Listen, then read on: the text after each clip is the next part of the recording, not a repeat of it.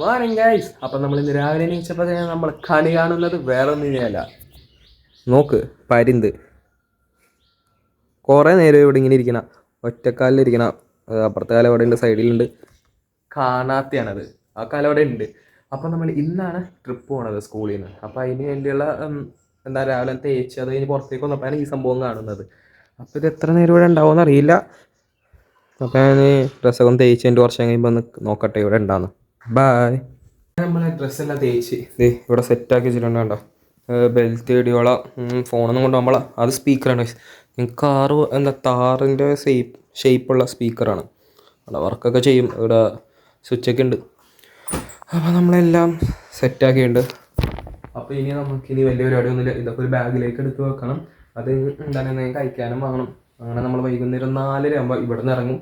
എന്നിട്ട് 6 മണിയൊക്കെ ആകുമ്പോൾ സ്കൂളിൽ നിന്നും ഇറങ്ങും. അങ്ങനെയാണ് അതിൻ്റെ പ്ലാൻ പറഞ്ഞത്.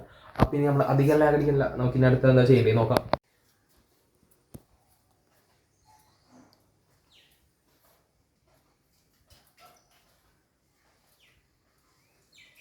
അങ്ങനെ നമ്മൾ ബാഗൊക്കെ പാക്ക് ചെയ്ത് ഇതിപ്പോൾ നമ്മൾ ഇടാൻ പോകുന്ന ഡ്രസ്സ് പാക്ക് ചെയ്ത് വെച്ചിട്ടുണ്ട്.